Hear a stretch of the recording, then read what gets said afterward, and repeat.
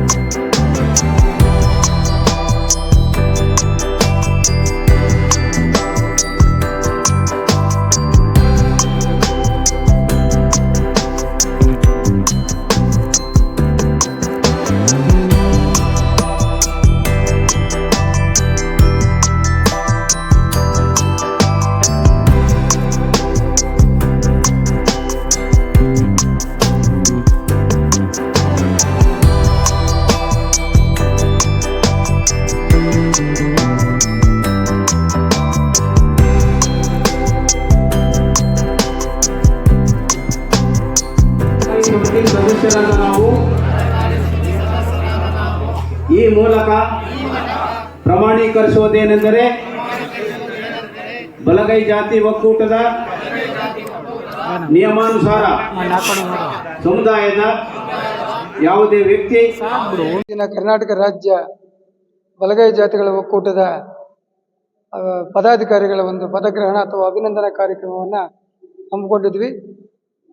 ಚಿಕ್ಕಬಳ್ಳಾಪುರ ಜಿಲ್ಲೆಯ 8 ತಾಲೂಕುಗಳ ಗೌರಿಬಿದನೂರು, ಬಾಗೇಪಲ್ಲಿ, ಮಂಚೇನಹಳ್ಳಿ, ಗುಡಿಬಂಡೆ, ಚಿಕ್ಕಬಳ್ಳಾಪುರ, ಚಿಂತಾಮಣಿ ಈ ಎಲ್ಲ 8 ತಾಲೂಕುಗಳ ಚೇಳೂರು 8 ತಾಲೂಕುಗಳ ಒಂದು ಸಮಿತಿಯ ರಚನೆ ಮಾಡಿ ನಮ್ಮ ಕೈಲಾಗ್ತಕ್ಕಂಥ ನಮ್ಮ ಸಮುದಾಯವನ್ನು ಗುರುತಿಸಿ ನಮ್ಮ ಕೈಲಾಗ್ತಕ್ಕಂಥ ಸಹಾಯವನ್ನು ಮಾಡಬೇಕು ಅಂತೇಳಿ ಎಲ್ಲ ತಾಲೂಕುಗಳಿನ ಬಲಗೈ ಜಾತಿ ಒಕ್ಕೂಟವನ್ನು ಕರೆದಿದ್ವಿ.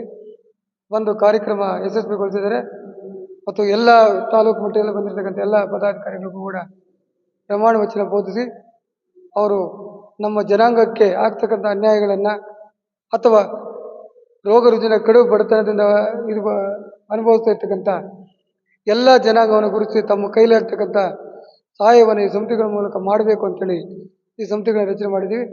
ಅವುಗಳ ಮುಖಾಂತರ ಕಾರ್ಯ ನಿರ್ವಹಿಸಬೇಕು ಅಂತೇಳಿ ರೆಡಿಯಾಗಿದ್ದೀವಿ.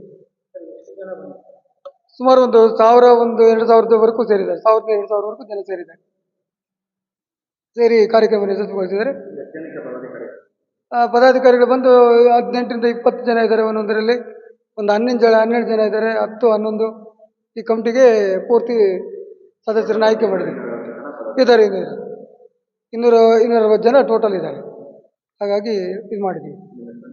ಶ್ರೀನಿವಾಸ ಪಟಿ ಅಂತೇಳಿ ಸರ್, ನಾನು ಡಾಕ್ಟರೇಟ್ ಸಿಕ್ಕಿದೆ ಮೊನ್ನೆ ನನಗೆ. ನಾನು ಸಮಾಜ ಸೇವೆಯಲ್ಲಿ ನಿರತನಾಗಿದ್ದೀನಿ.